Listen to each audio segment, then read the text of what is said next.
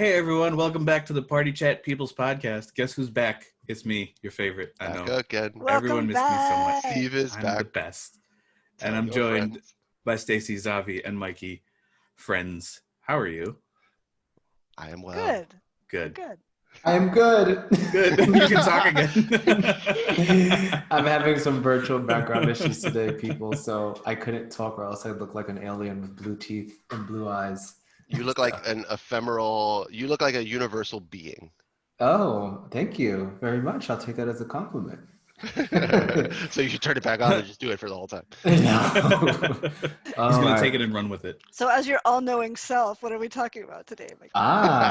Thank you. So we have quite a bit to talk about today. We are going to start off by talking about, Apple's iPhone conference. The new iPhone 12 is out, and we're going to discuss the game-changing capabilities within the new technology. We're also going to talk about League of Legends Wild Rift and how LiDAR will make AR good. Stacy's going to talk about some female leads in games in 2020, and also we're going to do a quick little deep dive into Hades and the music. Steve's back, and he's got a big update for us on life. He's still playing GT Sports, working out, a little bit of Among Us and other various other dabblings in games, as he put it. I'm going to talk about Spelunky to the best of my abilities because I'm bad at Spelunky. Everyone's bad at Spelunky. There are no good Spelunky players. Tell that to Vincent. Tell me about it, yeah. But, it's like baseball. Like you're an amazing player if you don't fail like 3 out of 10 times. Yeah. But Zavi's going to give me a hand, and I also have another comrade in arms, as he would say. He has begun playing. I know, I'm never going to use that word again. No, that's cool. You can do it. This is once, but he's been playing Genshin Impact, and I'm really excited to hear his thoughts about how this gacha game is an actually pretty good action RPG. I would call it less of a gacha game and more of just a free-to-play game with a complex economy. It's well, we'll get into it. For someone who doesn't love microtransactions, that's basically a compliment. Yeah. I just love how non-invasive it is. Exactly. Yeah. It's like reasonably, like it's ethically designed is how I would put it, honestly. That's how it feels. Yeah. All right. Well, without further ado, Zavi, take us into the new gaming landscape. The game changing. Yes, the game changing. So I watched our our Lord and Savior, not Cook. Steve's Jobs, but Tim Cook. The new Lord and Savior. The new Lord and Savior give an address about all of the good things that are coming to all the true believers. And I have to do it because it's essentially like for professional reasons. I mean, I could just watch like the recaps and stuff, but it's great to have an excuse to like kind of like half work for a full hour and just watch this thing and just be like, yeah, no, it's for work. But the gaming implications of this are actually a bit above average for a Apple hardware announcement. The main things that I wanted to focus on here is I think I'll actually start with the LiDAR situation. And if you don't mind, I'm going to show that little video of the snapshot. Yep, for sure. I love the use of LiDAR for anything just because it gives such an accurate representation of a 3D space. Yeah, it's we've been seeing the implications of like LiDAR. If I'm not mistaken, the Kinect was LiDAR. Hey. So what is LiDAR? It's a laser-based radar system, and what they use it for a lot right now is like autonomous vehicles. Mm-hmm. We'll use a LiDAR system on them to map out the roadway to make sure that they don't hit stuff. Yeah, so if radar, if radar is using like 2 centimeters on those vehicles. Gotcha. So if radar is using sound to create a 3D representation of a space where bats are using echolocation in a low light situation, LiDAR is using light, and it's you don't even need to have like a ton of light in the room though. Like LiDAR is part of the front facing camera for Face ID, for example, that will map out your face. I think that's correct. And so now they're putting a LiDAR on the back camera for the first time in iPhone history, and it's going to be across all of the iPhone 12 models: the regular, the mini, the Pro, and the Pro masturbation super duper ridiculous version. I forget what that one's called. Like Pro all for, Max. across Pro Max, all 4 of them are going to have it, I believe, and it's going to make augmented reality way better. If you've been messing around with Minecraft Earth in the beta, if you've been messing around with other games that use augmented reality like Pokemon Go, Walking Dead Our World, and those sorts of things, they're decent right now, but you can tell that they're hampered a little bit by the inaccuracy. You need to like stay in a box for that encounter And I would also add they're quite slow. And the Mhm. Harry Potter ARG was a good example of it You know just where it's really going to help actually me? slowing down the game to Yes, include these AR exactly. elements. It's gimmicky. It's Yeah. really going to help me in using the measure feature on the Sure. iPhones. I don't know if Yeah. you guys have used it. Oh yeah, it's huge.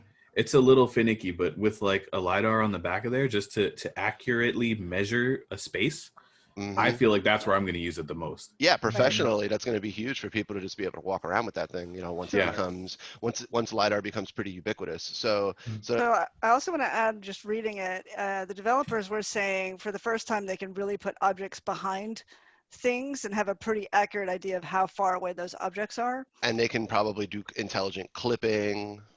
So from create an that depth. artistic perspective, it definitely adds some capabilities. Yeah, so that's going to be big for AR in general and AR games for sure, which are usually pushing the cutting edge of this sort of stuff. So I look forward to seeing whether things like Minecraft Earth or other things in due time, once it starts becoming more ubiquitous, start changing their actual design, their actual experience, where it's like actually the room can be big, you can swing the camera around dramatically, and we'll do a better job of keeping track of like where you are and whatnot. So we'll see. The other thing though is the 5G connectivity that they're having, which is a classic like this is going to be the selling point, and this is what's going to push this technology to the forefront when Apple adopts it. So they are. And what's big about this in terms of gaming, though, is that if you have a solid connection, it's actually going to be a reasonable thing to be able to say that you can play a real-time action game competitively over your cellular connection on your cell phone. And as part of that, they actually announced that League of Legends Wild Rift is a thing that will be coming to iPhones, presumably some kind of pared down, designed for mobile version of League of Legends. It's, I think, been rumored for a while that they were working on such a thing.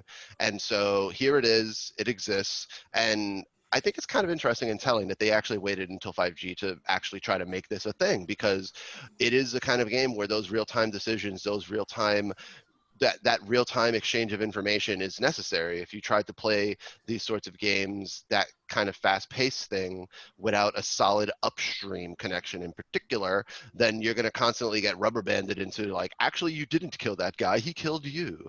And so with this 5G version of the iPhone pushing this technology hopefully into ubiquity, this is likely to become a thing. And I think that we should embrace this, because casuals are actually going to have this at the fingertips, and we'll see where that goes. I see something like that working really well for like people on lunch break or people on a commute.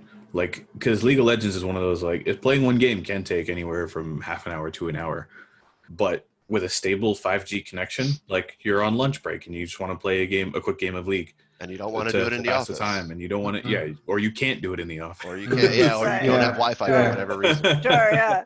Yeah, I do want to point out, though, that the advancements to this phone, as great as they are, these will not become common technologies for other people for a while. It won't be common enough for the game makers to go, okay, I can release this thing and everybody can experience it. Right. That's why I'm saying, like, when Apple's now saying this thing is ready for us at least, and they put out they touted out the Verizon guy to basically be like, our network's going to be ready and amazing, right? And I don't know if that means that Verizon is especially ready relative to the others, but in any case, this is the advent, right? This is the first like Apple does not push out this kind of stuff until they think that their users will feel the difference usually, right? So they're saying, hey, this is ready. They're specifically saying, hey, if you have Verizon, this is going to be super ready. Maybe it will be for others. I don't know the extent to which that's a marketing thing, but yeah, it's going to take time, no question about it. But when we start to see those fruits, it should start to actually seep into the design of mobile games, and that'll be interesting to see. Well, When I will have T-Mobile do the 5G? Because that's what I have right now, and yeah. that's what I'm more concerned about. Yeah, I just switched back to Verizon, and I have, Did and you? I just actually in August I upgraded, so I have the 11 Pro Max, so I'll probably be able to report on it sooner, or whoever has Verizon, like, No, I and have I have T-Mobile, the and I But switched to repertoire. 11 T-Mobile. is I Yeah. not want a to say 5G. Oh, it's last not at year. all. No. So the 12, Yeah, you it's actually 12 need the you right need a radios for it, so you need a 12. Oh, so yeah, then and I take that back. it actually raises the cost of the phone, at least for now. So I'm still on the Wow. fence of like, do I want this one? It's been 2 years since I upgraded, so it's coming around time, and I'm like, do I really want to dive in? Do I want to wait till like a 12S? Like, Yeah. I don't know. I like I- to There's that actually part of me think that of wants to try all that new tech, Mhm. right? And like be on the forefront of it. But there's also the part Sure. of me that's like, oh, I want to wait till it's refined and really. I'm sure there's someone in your office that can troubleshooted. have it that you can say, hey, I you know genuinely who I'm talking about. I genuinely think Ooh. it's good for people to Your start boss's thinking. son. Oh, I genuinely think that it's good Exactly. for it's good for us to start thinking of these phones as consoles, actually, in the sense that you shouldn't get the new one until the software is actually there. Like, is there a killer app that's going to right. take That's care what of I this mean. thing? And that's why it's interesting to see League of Legends Wild Rift coming out, because there are people who are diehard League of Legends. That's what they play. They might not even play anything else. It's their game, Mm-hmm. and that's worldwide.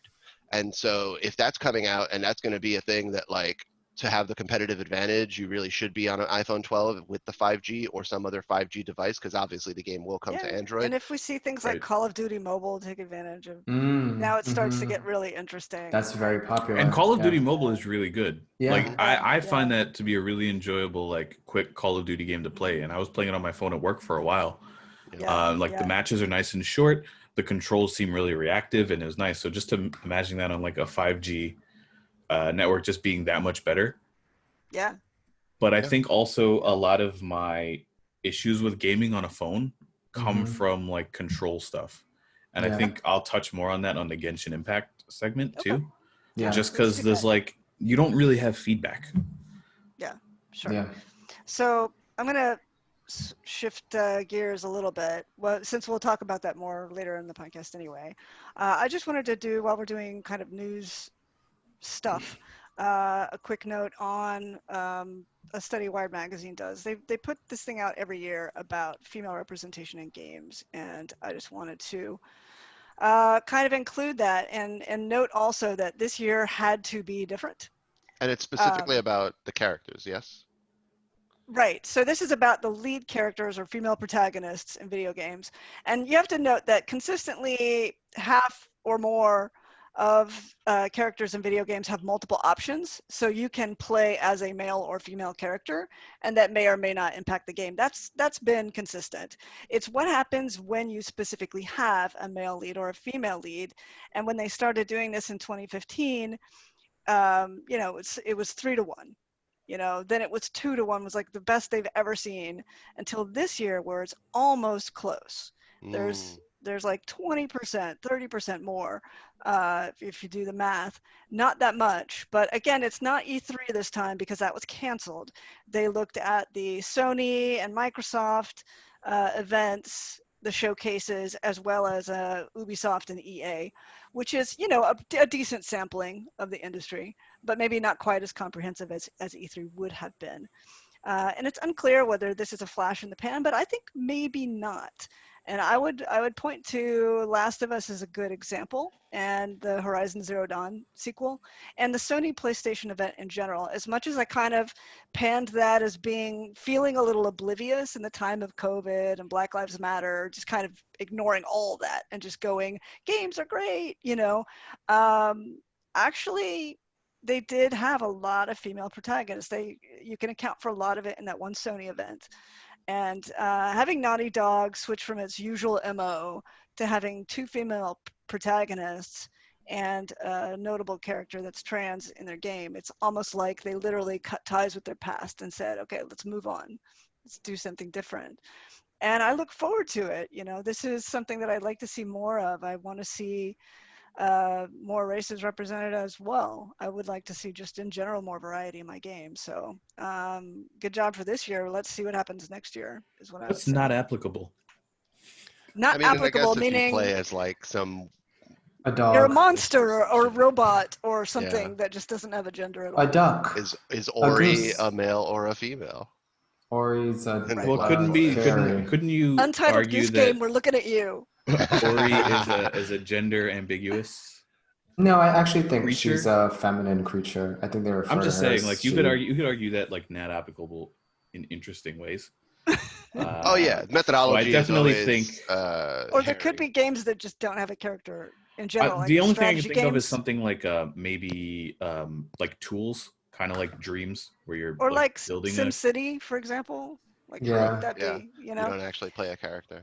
Sure, But sure. even like Good Job is like, what is that character? It doesn't have a gender. You could dress it up in Sure. however the fuck you want. It's literally modeled after the genderless fucking restroom sign type of design Sure, for like sure. humanoids.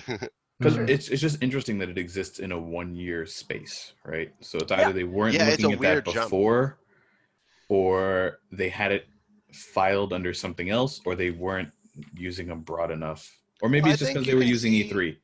Maybe, but I think you can see a consolidated like difference in the last year or two in terms of like, let's tell like stories with centered female protagonists. Like I do feel like that's happened more often in the sort of AAA games that you see in this space. For me, the beginning of like people just nailing it in terms of like putting it centered and not being a big fucking deal was when Ninja Theory just turned out Senua's Sacrifice and was just like, here you go. And it was just like, Here's oh a my God, game. this is, Yeah. yeah. Yeah, and I kind of felt that way about Horizon. Like, oh, this is different and cool. And seeing the sequel come out and even stronger maybe is like, that's exciting. Yeah, so for whatever So- reason, Sony first party stuff feels like someone got the memo. Maybe, yeah. So that's the news for today. We're going to move into game stuff. So I'm still playing a lot of Hades, and I don't want to, but there's going to be at least minor spoilers. You know, I don't want to talk about how the game ends, but I do want to discuss very briefly that this game has more dialogue in it probably than any game I've ever played, and I like story-heavy games. So apparently this was a 3-year development process, and all the voice actors were readily available to record voice lines since they're local, and in some cases part of the staff for the game. So there are so many dialogue lines, and many of them just happen as you're playing the game. You run across these instances. And it's also the case that when you die, you go back where you started, like many roguelike games. But in this case, the story progresses. So you actually don't feel bad about dying. There's a good side to it. The other good side is as you get further along in the game, you start to hear music. And really quickly, that plot line has to do with Orpheus and Eurydice, these two. And it's a Greek myth where they're in love. Orpheus is a famous musician. Eurydice is his muse. In this case, she's kind of like a wood nymph version. And he tries to rescue her from the dead while he's still living. And he's supposed to never look back. But because he does, she's lost to him again, and she's sent back down to hell. And, it's a very sad story. So then after he dies, he ends up going to hell himself, but they're parted from each other for reasons the story will explain. And one of your little sub-quest lines is to try and get them so they can meet in person again. So they actually have this song, and the first time you meet Eurydice, you hear her singing it. So I'll just really quickly play it. Can you guys hear that, or? No. Nothing yet. No. Okay, so I need to Don't get share us a with the copyright audio. strike. Yeah, you have to share audio. I would like As to long as it's momentarily obsess how cool Here we go. how cool that hair is. Both of them. yeah, Both of them, I agree. it's good hair. So you should hear it My now. hair was a tree. Yes, we hear it. Yes, okay, good.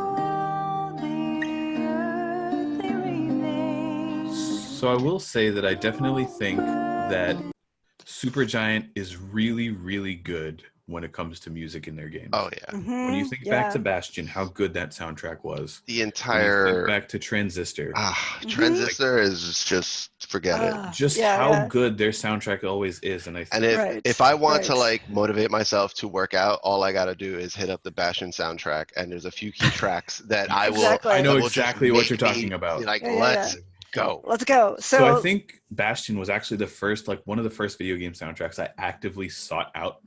Yeah, and just and listen to the whole track list. They do a good trade on Bandcamp. You can buy all their music there, and even people that don't play video games go and buy the music. But like, so how the story goes is eventually Eurydice gives you some sheet music to give back to Odysseus, and since you're traveling around hell all the time, you can hand it back to him, and his music sounds a little different from hers, but it's the same lyrics. I'm going to play just a few seconds of his part.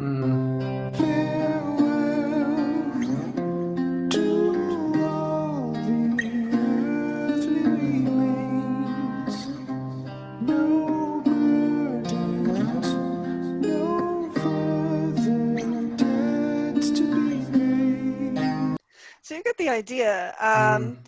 And they both sound correct. Like this sounds like a lead singer singing their song. And I think it's interesting that they have these voice actors and / singers doing this. Then finally, when you're able to reunite them, they can sing the two parts together, and it's really incredible harmony. So I'm going to play that too.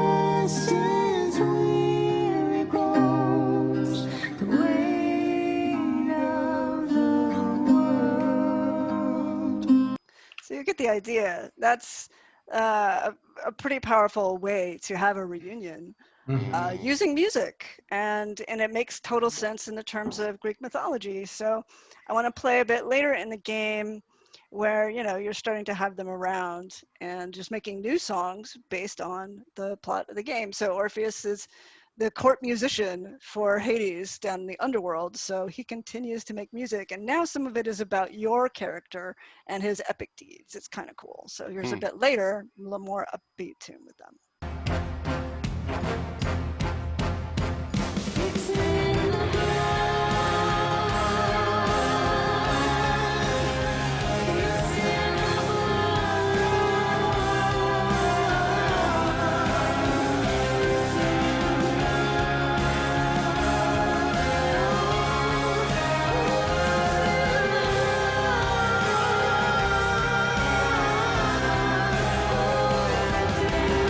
Anyway, you get the idea. So good. It goes to show just how good, and I just had to look it up to make sure it was still the same composer, Darren Korb. Just how good he is at fitting music into the world and the story of a game. Yeah, and the same guy also is doing the voice lines for the main character, Zagreus. Right. So they get so much value out of this one dude. Seriously. I mean, if you look at it, like, you could go get all of these soundtracks and have like a really solid playlist to just listen to that. Like, I like to think that when it comes to soundtrack music, if you can get your music to invoke the world that you're trying to convey, it really sells it that much more. Yeah. So I don't know if you've ever listened to Two Steps from Hell. Yeah. They compose like soundtrack and trailer music, but the way they name the titles and the way they the music conveys how that title is supposed to be perceived, it works really well. So when you hear something like one of their songs is called Dragon Rider, and when you hear it, you can picture in your head like someone flying through the skies on a dragon. So like being able to sell your world in the music of the game too really helps immerse people into it further. Yeah. And something that they you can tell that everyone's involved in the overall like creation of the world, because it's not just like writing that paints a picture. It's like literally about the themes of the story. Like they've had these conversations already. And another quick shout out has to go to like Ashley Barrett, who is the female vocalizer for Red in Transistor. Like And I wanted also to say like Eurydice. voice actor, but like no, because It's she just hums. She badass. hums. But Yeah, on the yeah. soundtrack, she sings the words, right? Right. And she does Eurydice in exactly. Hades. And so Yeah. like they've taken these people who were so key to their musical success, turned them into voice actors on these things, and now you just have the most ridiculous like compounding synergy of the soundtrack and the game and the story. It's crazy. Yeah, and so like at its root, Hades is about how the Greek gods, going back from the old chthonic gods through the Olympian gods, and especially those in the underworld, are this giant broken family where people have lost touch with each other. They've been actively mean to each other. I mean, famously, the Greek gods killed the Titans, who were their parents, and hid all their body parts in Hades. So like there's some dark stuff going on in this family, and Zagreus tries to make it his job to try and heal those rifts where it's possible. So those themes are really brought across well in the music, and make what would otherwise be a kind of fun hack and slashy game into something that really feels important and like made me cry several times, including when this music played. So it's gonna be a touchstone for me for a while. Steve and I have a mutual friend who's like loves the song so much that he said he's like serious. He wants those songs to be played at his funeral. Oh, Like I that. totally No, really. understand that. Who's There's Yeah. probably a track from Yeah. Transistor that I would feel that Yeah. way about. He was like how Mario was just like saying like he wants this song, the Good Riddance, like the duo, everything. It's just like it's the best song. And like I was like, oh my God, this is the song. Like I was texting him saying, hey, we're talking about the song you love so much. Yeah, It's just yeah. I like overall Supergiant, when it comes to like music in their games, they always win me over. Always. Yeah. What else is winning you over, Steve? So much apparently. A lot. Like I haven't been here for a while, so there's a lot going on.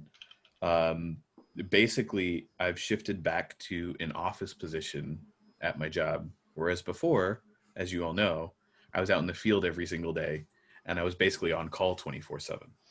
So like that was kind of like.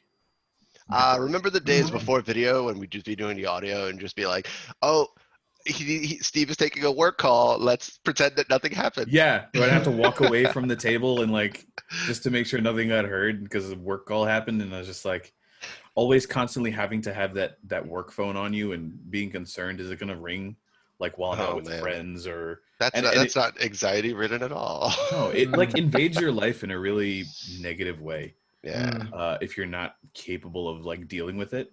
So like welcome back, man. Glad you're out of that hell. So it feels good. That feels like one of the big weights that lifted off my shoulders. Like now I'm like, oh, I don't have to worry about a phone call coming in. I don't have to like constantly look at my work phone and leave it there and make sure it's on or make sure I have it on me and charged, and what you can enjoy your free time.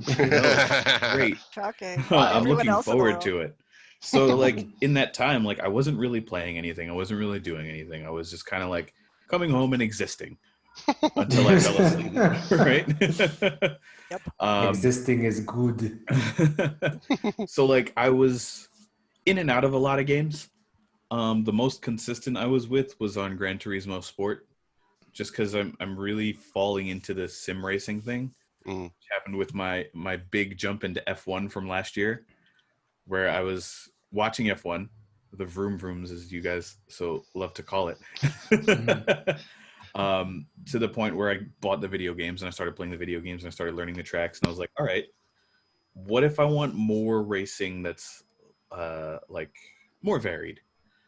So I was looking at all the best sim racing games that are out there. You got Project Cars 2, you got Assetto Corsa, you've got Gran Turismo is one of the big ones. You've got Forza, which is good but not as good as Gran Turismo. So I was like, well, let me jump into something that's easily accessible because I already have it. And it was Gran Turismo. And I remember jumping into it after my foray into the F1 games and just being like, man, this is difficult. Because like so much, it's really difficult. But the thing is, if you put in the time to learn the physics of how racing works and the thought process behind it, you actually have a really good time. Yeah, I'm just way too. It almost reminds me of like Microsoft Flight Simulator back in the day. It's so realistic that it's hard. Yeah, to the point where I was like disheartened when I first got back into it because I couldn't hit any of the turns. I was constantly spinning out and I was constantly crashing until I took the time to really learn it. I just always want to go super fast.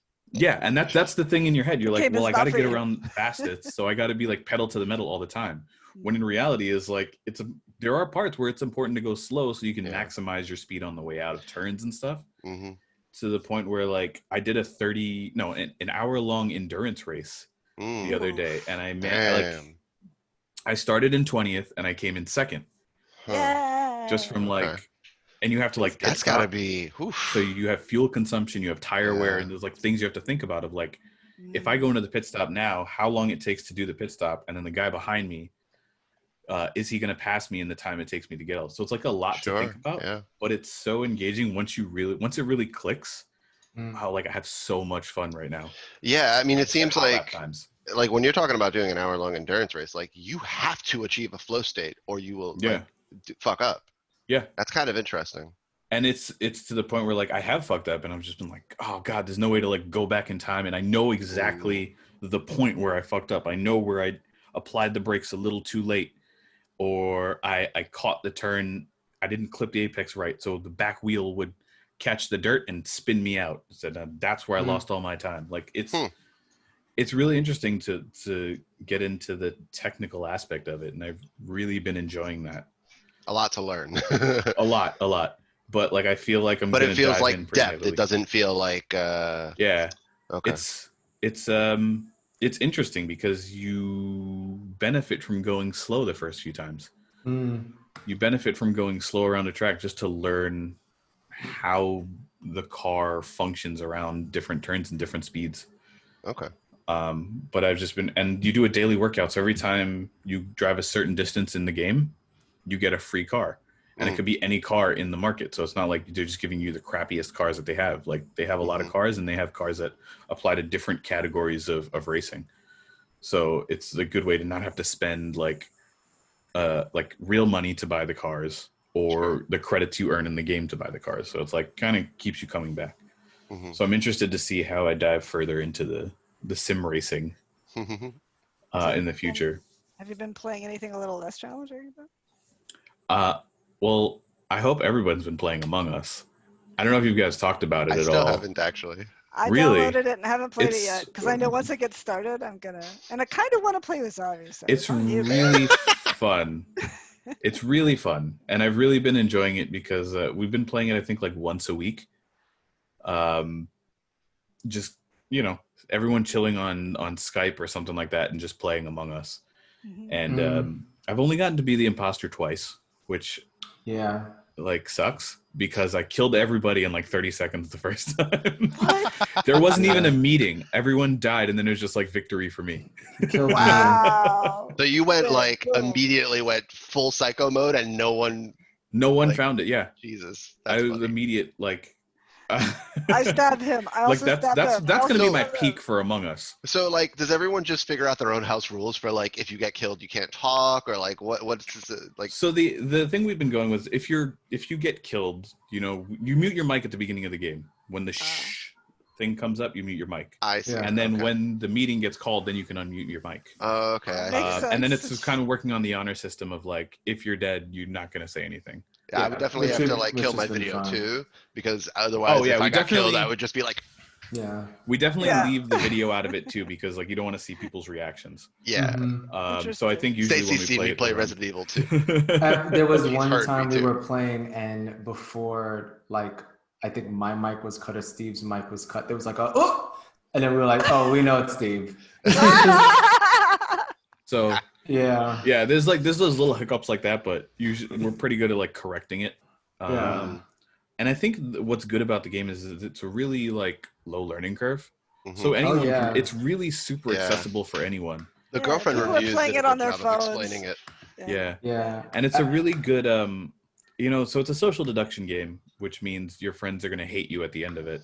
But it's like the way she put it is like in the game space, it's almost like a safe space to be like outraged at someone and like throw shade at someone and all this kind of stuff. But then after the game, you kind of like have the jokey moments where it's almost this cathartic, like, oh, that was fun when you killed me, bro. Like, no, man, we're cool. So it's one of those things where like normally when I play games that are quote unquote competitive, I'm competitive.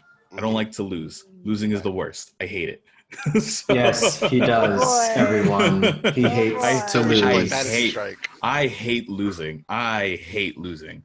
So, like with this game, I don't have that same reaction Huh. outside of like after the game is over. So it's like during the game space, like you said, in the game, you're like, we got to survive this, guys. You got to listen to me because I'm right and I know what I'm talking about. But then like after the game is over, you kind of can laugh all that stuff off because it's so interesting to see how your friends deduce stuff. Right. Yeah, I think part of it is like human beings understand that they can't control like each other like Right. in the way that we arguably wish we could. So like it's easier to let go because it's just like, all right, fine, X person like didn't follow my advice and they're an idiot, but whatever. And they You know, died. like it's easier to let go because you're able to, the same way that like any kind of big team-based game, it becomes less stressful because you can kind of blame your teammates. Like Right. 3v3 Rocket League is less stressful than 1v1 Rocket League. It's Mhm. interesting though because in a few of the games you see people are willing to go the self-sacrifice route, and they'll be like, "Go ahead, boot me. You'll see that I was right." like Like me. they're willing to have themselves ejected to I'll prove be themselves Jesus. right. Goodbye. Yeah, Well, especially if they think by doing that, then they'll get the real exactly. imposter. The real implicated. imposter. Yeah. Because then you Yeah, still get a win out of it, right? Yeah. Right, So it's Nobody, like, well, nobody I'm believes dead, me but I ever. win. Nobody Yeah, ever yeah. believes me. I Uh, just think I'm the person. I'm like, all right, I'm not. Once you eject me, I guess Yeah. you'll find out. I I'm like, will say okay, though, once we eject Mikey, if it's this person, then fine. All right, I guess I was just, fodder to be thrown out of the ship. yeah, Sure. this game is certainly catching on in a way I haven't seen since probably like Pokemon Go. You know, Mm. everybody is playing this thing. People that don't play video games are playing this. yeah, They're- it's people are huge dressing up because as the characters on TikTok and acting things out, and Mhm. and that's in the the New thing that York really Times to explain it to grandma so she Yeah, knows what it yeah, is. that's the thing Right. that It's really crazy. showed how much it took off. Was like it took TikTok by like storm. Yeah, it's zeitgeisty. Like Like, the memes 100%. are going insane. Like everyone is touching on Among Us on some level. Mm. But outside of that, I've just been like, Hades, I've been going to every so often, Destiny getting ready for the expansion, WoW getting ready for the expansion, Boy. just like a whole bunch of different little, check-ins here and there with games to see if anything changed that I would be interested in playing. Did you pre-order any of the new consoles? I don't remember. The PS5, yes. Okay, all right. I got So- that, and then I pre-ordered an Xbox Series X just for my friend because she was trying to get one. And I was like, you know what? I'm here. I know I got it on Target last time. I'll just try and help you out. The same way Mario was doing for everybody with the PS5. Out of curiosity, was there a particular bit of software that you had in mind for PS5, or you just know in general you just want the latest? I want it for mostly the exclusives, but I think just the Spider-Man to start is really my lead-in with it. Because again, like when it comes to launch titles, Sony hasn't really wowed me in the past. Mm-hmm. I think, and I think I heard that Miles Morales is coming to PS4. No, it It is. is, yeah. It's a Yeah. cross-gen. But I'm I think actually, I think of Black Flag when I think of yeah. launch titles The for experience PS4. is much better on the PS4. But I loved Black Flag. Okay. It's the best Yeah. pirate game ever. Yeah. I will Okay. say, I think to that sentiment, Steve, I think this is why the Demon Souls remake is sort of like cutting that little hesitation, because it's not a new game, so you're not going to get that like Right. apologetic launch game quality. Right. Like, it's a known quantity. We just want it to be. We would just want it to look like God. yeah, and as a person who like sort of didn't really play Demon Souls, I kind of like co-opted my way through it. I didn't understand then it. maybe Sony had the right idea by starting their press conference with GTA 5. I mean, if you look at the launch lineup for the PS5, it's not strong. It's I okay. mean, I think it's okay for launch titles to not be strong because you're always just going to have the early adopters who and it's fine to be one to just be like, I want the latest and greatest. And Just But I like always feel like especially they these try to- days, in the days of like delays due to COVID. Yeah.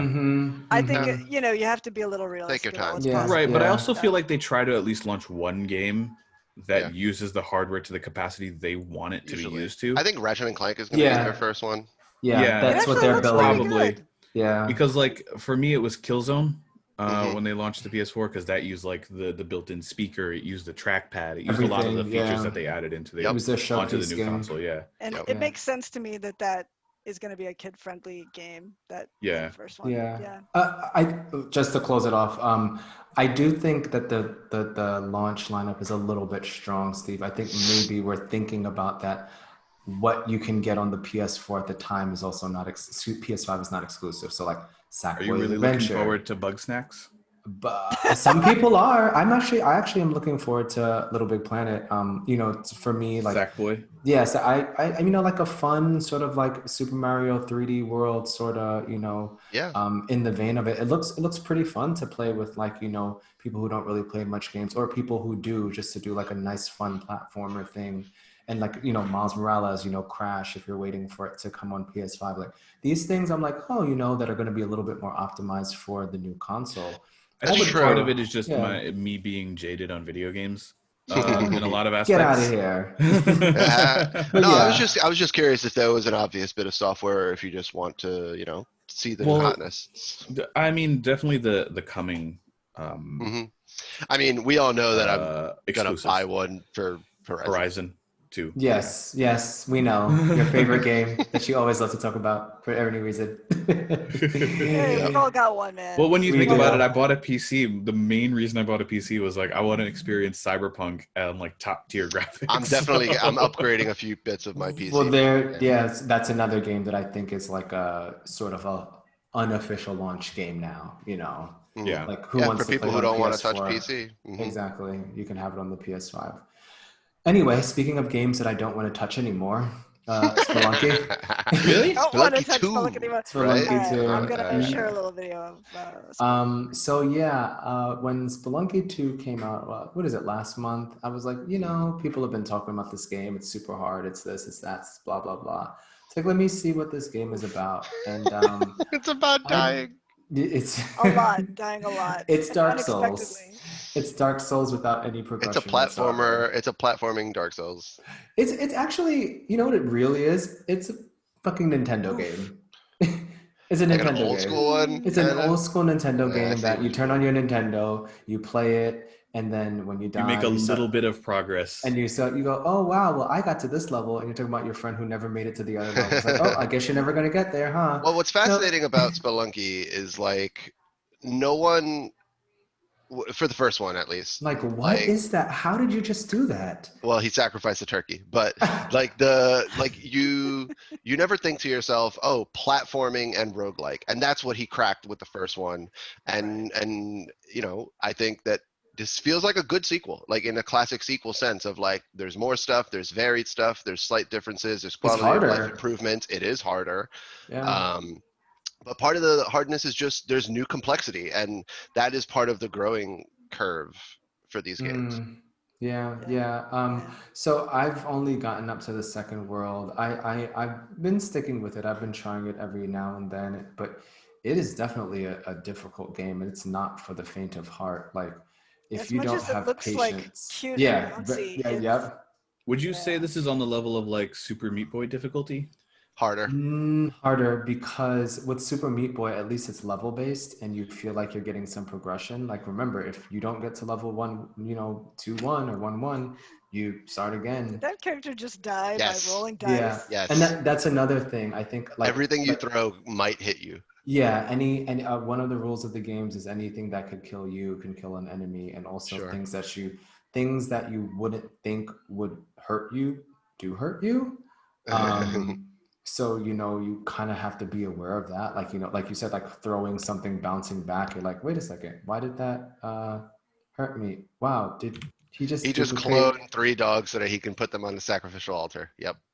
Well, okay, yeah, but that's sort of like the fun. And it's that's one sort of the like, best emergent design games. yeah, it's Yeah, like it the gameplay is super complex, and I can kind of respect that and still go, yeah, but I don't want to play it. Yeah. What I find fun about this game is actually, in all seriousness, it's like Resident Evil. Like, you think you're fine, you think you're safe, you think you're doing an okay thing, and then suddenly everything goes wrong and you die, and it's a combination of terrifying and fucking hilarious. I mean, I think also the game is mean in a sense of like you want to experiment, but experimenting could be the cost of your whole run. So why would you? Yeah, you want And to I experiment think, at the beginning of a run. yeah, yeah, but I feel like, there's different sort of enemy types and obstacles that you can't experiment with unless you're at the level that you want to experiment with that.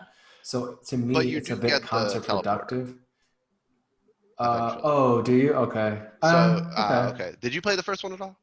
No, Ah, I had it, and so that's a lie. so I did. I just did not so much. so there is a little bit of progression in this game if you actually like set up the sorry, if you actually like spend resources in certain places, and one of those places is when you reach a new world, that character will ask you for some resources, and if you do it enough times, like the first time it might be like, hey, I need some bombs to like clear a part of the tunnel that I'm working on, and if you do it enough times and you give her those resources, you will now have a shortcut to the second world. Oh, So okay. that's a kind of progression, and then you can just start at the second world and experiment on the second world until you Okay, so get that's started. better. I mean, from the level I'm at, which you can guess, I haven't gotten that far. And Yeah. as my description of the game was just saying, like, this is just an old school game where, like, hey, there's 5 levels and 3 sub levels for each, and you have to beat it in one sitting. And if you don't, then that's it. Start all over from Start the over beginning. again. There's we're not expanding your health. We're not giving Mhm. you extra stamina. You are the same little shit that you are when you first turn on this game on September 15th. Yeah. This is not Right. Hades. No, Not definitely at not. all. Definitely not. No. We're not powering up.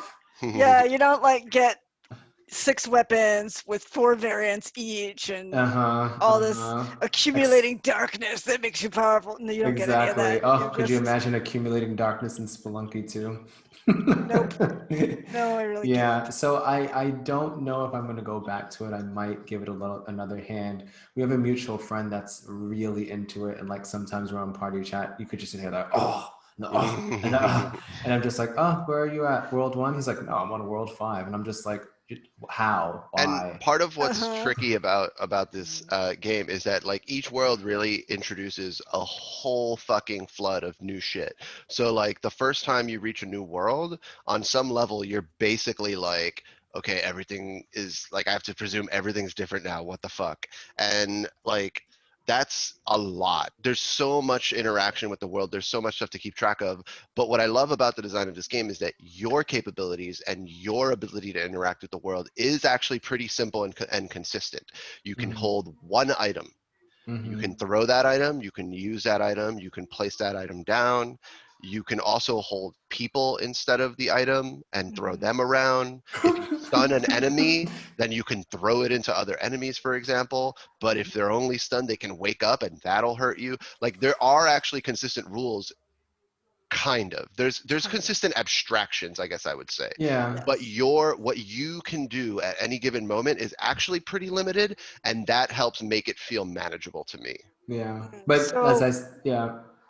Go what I ahead, was gonna Stacey. ask is, it to me it's very telling. Are you guys gonna keep playing this game? You're kind of like, ugh, I'm gonna I put it feel down like for a while. once we roll into November, I think frustration gaming is gonna not be, Well, I've got it on my dashboard for the PS4, and I think that this is a good game to wake up and play a run or two. I think this is a mm, good game to play on a quick break. I think yeah. this is a good game to play to just context switch into your evening So I after you're think done Mm, that with I would work. definitely shift to a game that I kind of like more in the same vein of Rogue Legacy. And I just Hmm. found out Yeah. that Rogue Legacy 2 is out. yeah. Yep. So Early access, but Early yes, access, yeah. I would definitely, Be interesting to see if it's a it's come similar any itch. further. With Yeah. with yeah. Spelunky, it comes with like the necessary caveat of like you have to be okay with dying all the time. Like Mm, with Spelunky, a run can last you anywhere from 10 seconds to like an hour if you're like having a hmm. really good run, which is a little bit weird. Whereas Yeah. Rogue Legacy, at least you have a little bit of progress, you have a little bit of something. Yeah. This is a Also, bit there's more to more. do. I mean, Mm, Spelunky is literally like you're just a architect or cave dweller where you could pick up items and stuff, but for the most part, you have a bomb, a whip, and a rope. yeah, but In Rogue Legacy, you can be a swordsman, you could be a magician. sure. I, I There's other think things to do. I think the big difference between the two is like the power fantasy versus the disempowerment fantasy. Yeah, Like yeah. Spelunky is to me fun because it's practically a like saccharine horror game. You never know when something that you don't expect is going to happen and murder everything. And it's Mhm. genuinely surprising and it's genuinely scary, and there's a tension there. Sometimes I want that tension, sometimes I don't. Yeah, Right. yeah. So, and we can contrast that with Genshin, and I always want the big tension. one. Yeah. So you've described Genshin as being super relaxing. Yes. Yeah, So definitely a good way to I describe I it. started playing Genshin this week after hearing some people talk about it, but also particularly watching a streamer actually while I was working, and I was like, this is a good thing to have on in the background while I'm working, to watch someone else playing this, Hmm. because it's Breath of the Wild inspired. It has the art aesthetic, it has the sound design, it has um, the certain things about this big open world feeling. And I was like, you know what? Let me download this game. Let me jump into this game. And to my surprise, I am adoring this game, even though it's really a mashup of Breath of the Wild and EverQuest. And With that's, some anime thrown in. yeah, the Yes. anime aesthetic is everywhere for It's a sure. waifu collector, as It Mikey kind likes of to is. say. But the thing that surprised me was that EverQuest bit, because um, people have been calling it a gotcha game, and that's sort of fair in the abstract sense that it has a complex economy and you have to navigate upgrading your artifacts, upgrading your characters, upgrading not just upgrading by leveling up your characters, but also ascending them, which will increase their max level cap from 20 to 40. And I'm sure that those are the things that in due time are going to start going behind either time or paywalls, where you just have to put in an inordinate amount of time or just pay some money. And if when I hit that point it turns into like do a battle pass type thing, that might be completely worth it, because this already feels like a satisfying trial of a EverQuest, World of Warcraft type of game, because it feels like the kind of game that like all this grinding, all this gathering resources to do cooking and all that stuff feels relaxing. And that, I think, is a foundational design thing in this game, is that even though combat can in theory, I can see this getting very crazy and having raid-like experiences that are very intense, everything I've done so far in the open world and most of the gameplay in general is by default relaxing as fuck. The music, the It's interesting sensibility of you the you design. talk about like getting to a point where you have to pay money, because I've been watching a couple of streamers play it, and they've gotten really far without spending a single dime. Yeah, I've heard that you can hit Interesting. like adventure rank 35 while still having steady, satisfying gameplay, and then Yeah. it starts to. That was just something someone randomly said on the Yeah. Twitch channel. I don't remember Well, what adventure rank he was, but like all his characters were level 50. Like he was doing like challenge stuff, like grinding for materials, and it was just like you Streamers got have all the time in the world, though. it is, yeah. but That's what I was that's gonna what I think I say. like, the pace that I'm playing it at, and knowing that I can get that far because I'm getting good amounts of gameplay in. You know, Mm. I'm playing it on two Mhm. different platforms. I have it on mobile and I have it on PS4. My And PS4. it feels good to you to play these two different versions of the same game? So yeah. So in a sense, yes. Like my PS4, I prefer to play that one because I got better drops out of the stuff that they give you Yeah, and it's to important to into the store. do a sidebar real quick and just quickly delineate for everyone like what types of crossplay we have here. So you can have the same account across PC and mobile, but you cannot share that account on PS4, but you can play Yeah, across that boundary. all three Yeah. So you can systems. share Yeah, your user ID, but you can't Mm, have the same same account on PC characters. and PS4. Right. Yeah. yeah. So they give So you enough weird. material, like in-game currency, to do a couple of like 10-pack pulls Mhm. from the Wish section, and I got Venti, who's one of the best characters that I've tried. I got him In the on one of my game, pulls in in the the game. game, yeah. He's so good. He's He's so good. basically a god. So Yeah. like even in the lore. So I So got him on Huh. PlayStation, but on mobile I didn't get him from the pull. So I have a bunch of different characters. mm, But my main issue, I think, with the mobile is just I feel like you need a controller to play this, because the mm, movement and like tapping the buttons on the mobile screen isn't as responsive as you need it to be sometimes for like certain combat encounters. I feel that a little bit. I think that one of the things about this combat is that movement is important-ish. There are moments when you need to dodge a radial attack. There are moments when you need to move around a little bit, but especially in the open world, the time like it's not, nothing's gonna kill you in 3 hits, and so you can take your time a little bit, switch between characters. It doesn't feel unmanageable to me. The main part that I feel like it has its flaws when you have like an archer character that you need to charge up their shot to hit it with the element that character has. If you don't line up that shot, or it's too sensitive, or the enemies are charging you, so the screen like it, that's where I think a majority of the issue comes in. Yeah, I second that. I actually, because I showed you like on my iPhone 11 Pro Max, you know, mission control, and it works great. And, you know, the surface area of the phone, you know, I found the controls great, but then, you know, after just playing around with it and I picked Amber, I was like, whoa, this is weird to like have a separate button to do the zoom in, to do the shot. Oh, so you may not have noticed that if you just press and hold on her attack, she does the zoom in. So I did notice that. Even though that's there, it still makes it just lining up the shot sometimes, because sometimes you're just in relative to especially with me, because stuff. I have an XS, so I don't have the screen real estate that Mikey has. Yeah, for sure. Right. And I have these big dumb thumbs. I've downloaded it, but haven't played it yet on an iPad Mini, and I want to check that So out. what you would say is, if you have the opportunity, play it on a console or PC. It's ideal. And then if Something you do that it has on a phone or tablet.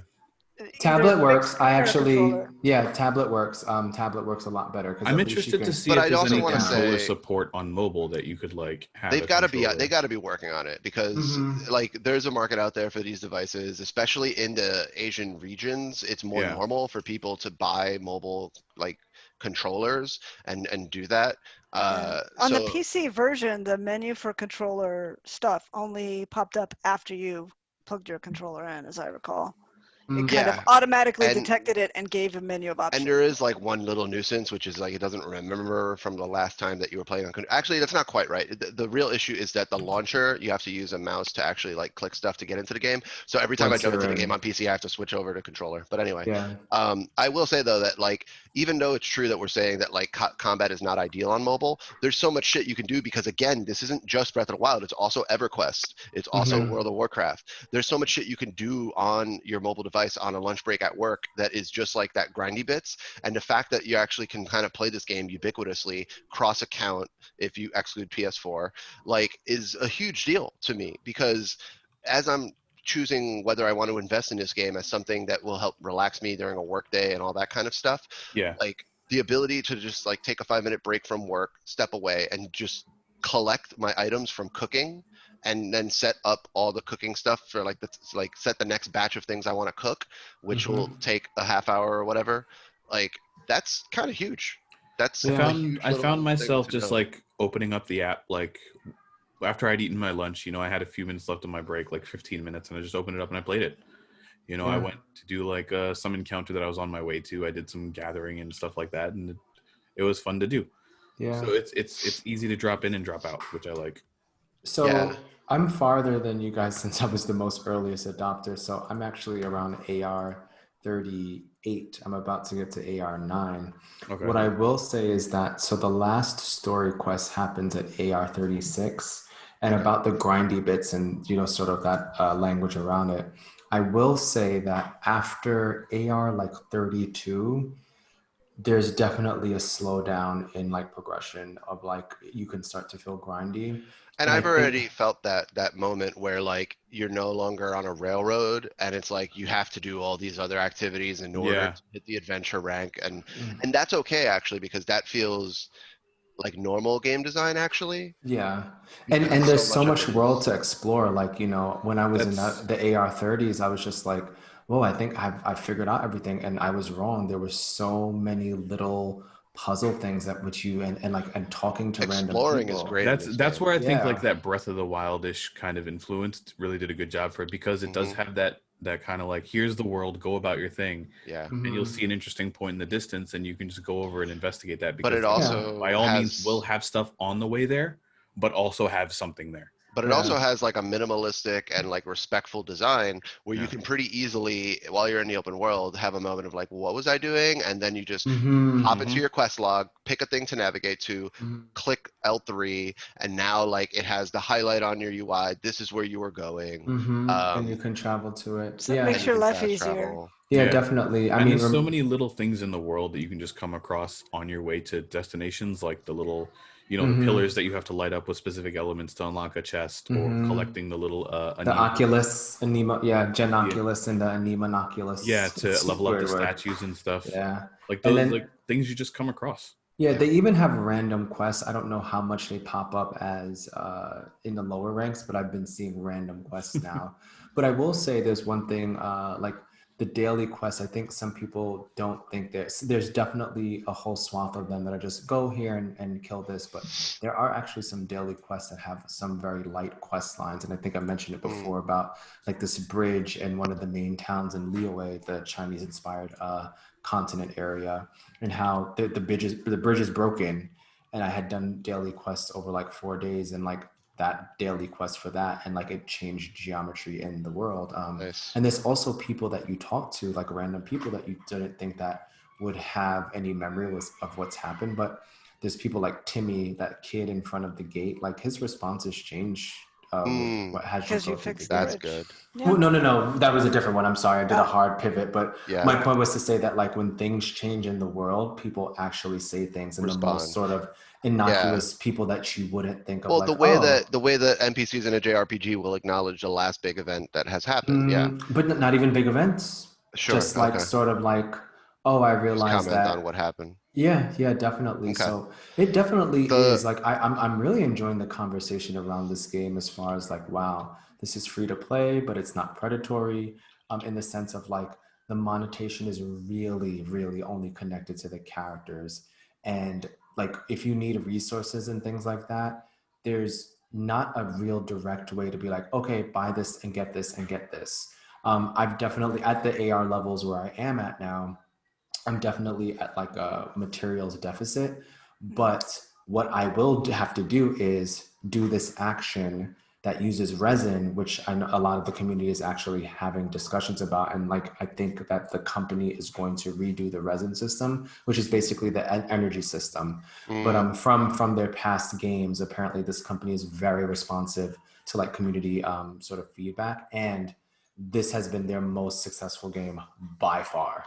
Yeah, So, I can see why. So yeah, they might actually redo the resin system because like say like, oh, I need dandelion seeds. Like there's no like, oh, pay for extra dandelion seeds or use this currency. It's just like you have to go into the world and find them. Good luck.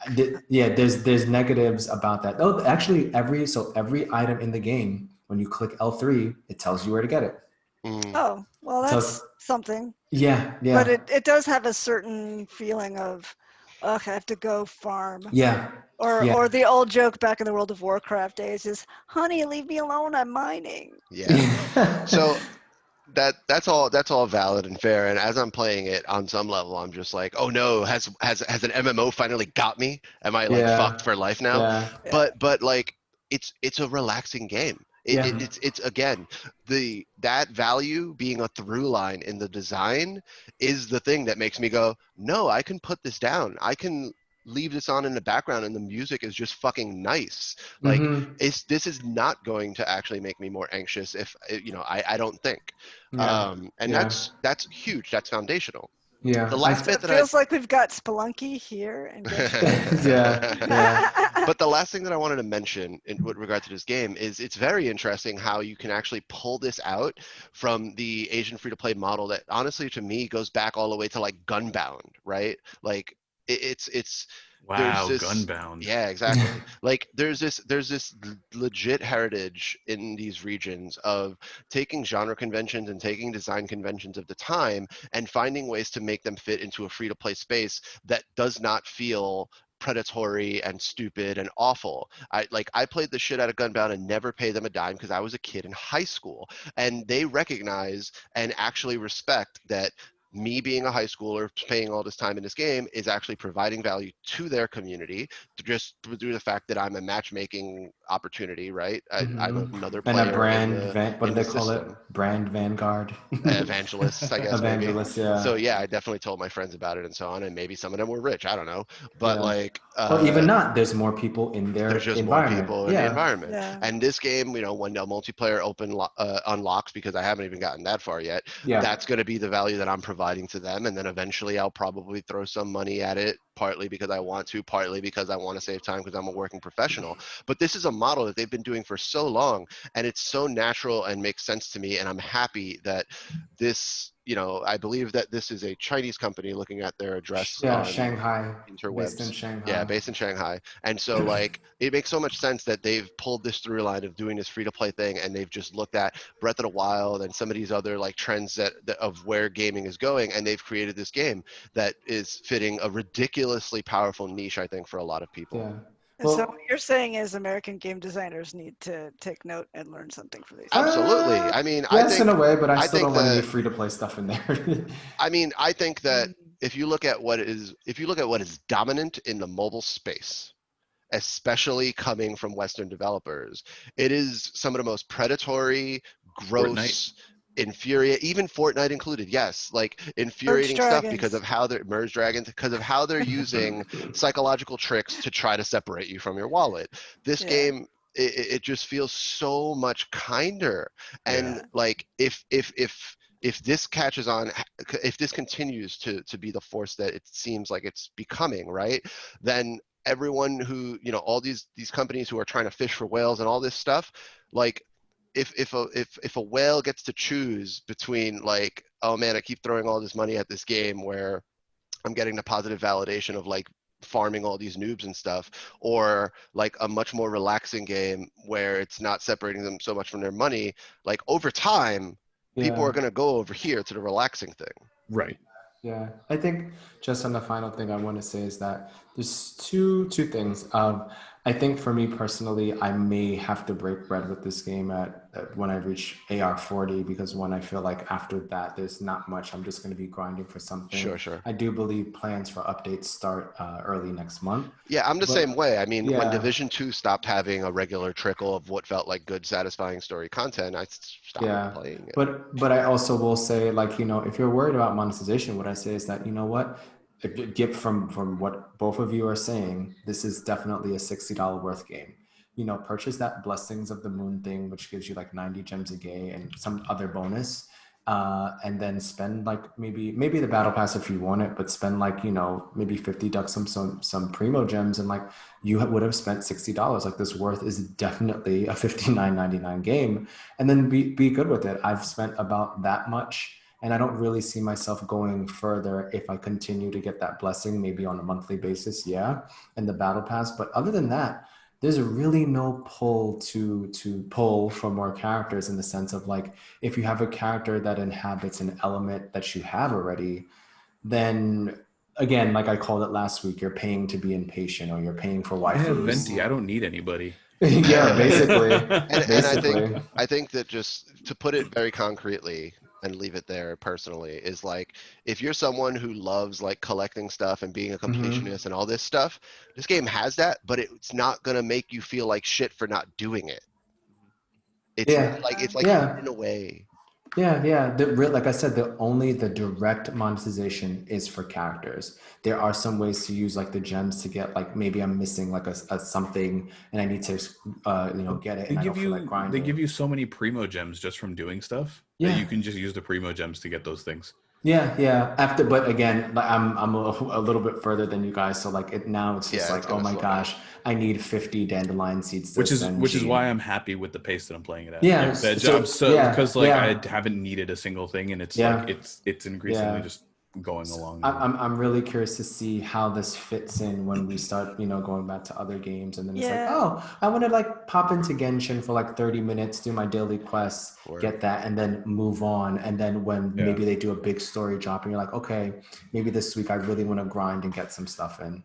Well, that's where you need to save your currency, and when they get expansions and stuff, pull those characters. Exactly. Let's just say they did games as a service a little bit better than Avengers. Ugh. Oh let's not. boy. We can That's talk about that just next week.